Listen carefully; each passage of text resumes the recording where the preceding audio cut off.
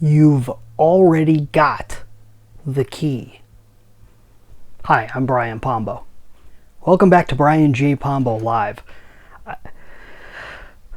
It's been one of those weeks. It's really inspirational and really had some epiphanies about life and stuff. And when you get that way, you're like, okay, that's pretty wild.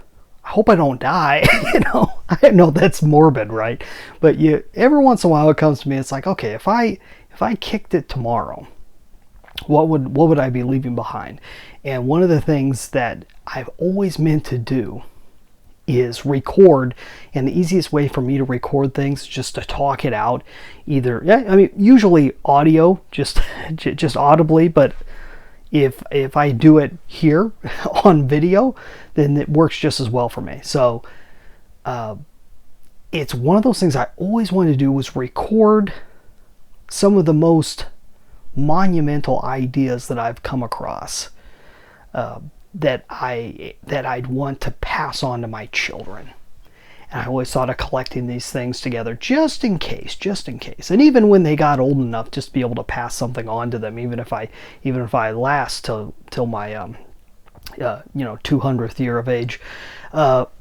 So I was thinking, how do I go about doing that? I was going to be setting up a separate section on my channel or a separate channel on YouTube, something like that, just to start collecting and piling these things away. And I said, what is the fundamental? What are the absolute fundamentals? What are the fundamentals that a person needs to wrap their mind around that can completely change their life and open themselves up to all the other fundamentals?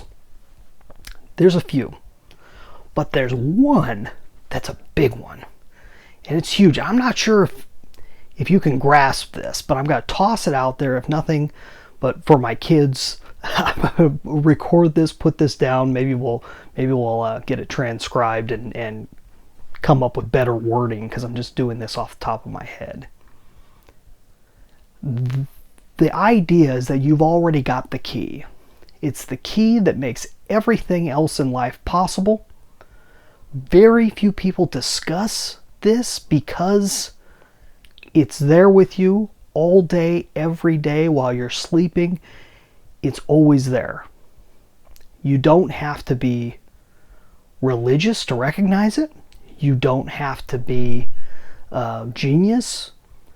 You don't even really, I think, have to be fully mentally intact, I think that a lot of people who maybe even have a difficult time communicating or receiving communication of any sort, they have any type of impairments, they also have this.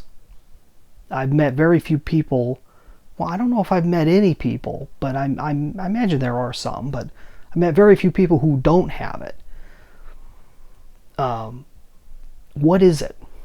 What is the one thing that everything else derives from when it comes to life and moving forward and understanding things? And that one thing is the acknowledgement of whether something's right or not. Right or wrong, what have you, but whether it's correct. I'm not even talking necessarily morally good versus evil. That's another realm, but it's the same idea. It's whether something's correct or not. You have a gut feeling. You could say it's a feeling, it's an instinct, but it's something that's beyond instinct. It's something that either something makes sense or it doesn't make sense. And it doesn't have to do with how you were raised. It's something that and if you have children, you'll see this or if you've been around children at a very young age as they're coming up and starting to be able to communicate, you can see it in action with them. And that's they can recognize what's true and what isn't true. For example, you could play a little magic trick on somebody, and one of those obvious ones where you have a ball and you move it over here, and then you move it over here, and then be real obvious, especially with a little kid. You be super obvious. Okay, which hand is it in? It's in that one. No, oh yeah, it's in this one. And you can do that to the point to where they can see the trick, and then they'll always be able to notice it from that point on. They could follow a lot better. The truth, they know the truth behind it. They know it's either there in that hand, or you switched it and it's in the other hand, or you put it somewhere else. But you're either tricking them or it's there. I'm not sure if that's certainly not a great analogy, but it's the basic idea of reality versus non-reality, and you know it when you see it. You know it when you're in front of it. You just have a sense. And not all of us are 100% all the time on this, otherwise life would be easy. And not all of us trust it all the time. But it is what makes life able to be lived. It makes life enjoyable, because you can recognize when something feels right or something doesn't feel right. You don't need anyone else to tell you. You don't need someone to tell you that murder is wrong.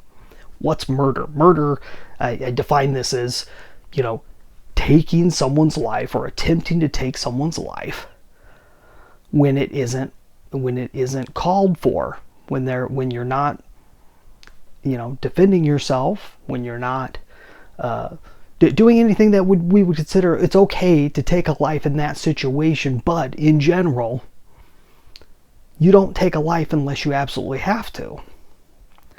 And anytime you go beyond that realm and you're doing it for a wrong reason, it's wrong.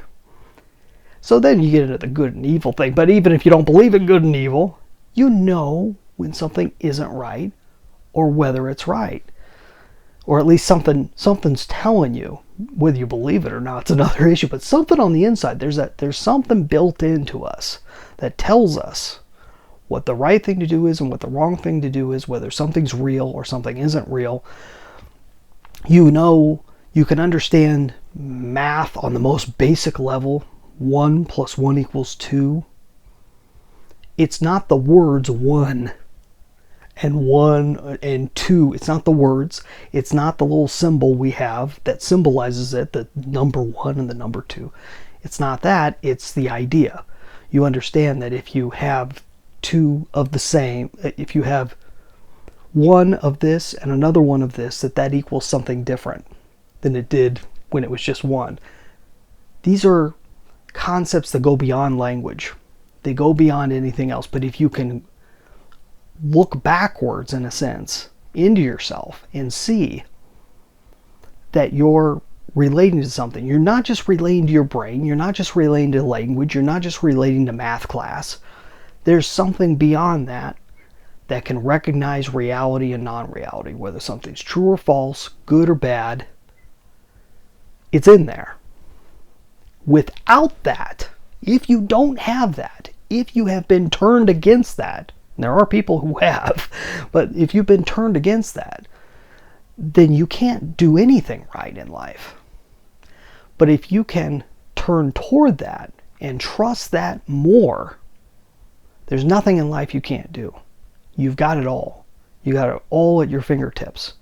Everything's available to you if you can trust that little light on the inside that tells you what's right and what's wrong, what the right way to go and the wrong way to go. And it's not just for these big esoteric ideas. It's also true just in when you're driving down the street and you're like, okay, or you're looking at your life and you're going, should I go this way? Should I go that way? You're the only one who can know. That's the truth that you gotta be able to look at and be able to go, you ever do anything and you're not sure quite why you did it, but it all worked out because something on the inside said go this direction versus that direction? That's what I'm talking about. We go on and on with this. That is a point that you can't miss in life. If you can sharpen that, the whole world will open up to you. I know mine has. Hopefully that's helpful. You have a great night. We'll be back next time. Get out there and let the magic happen.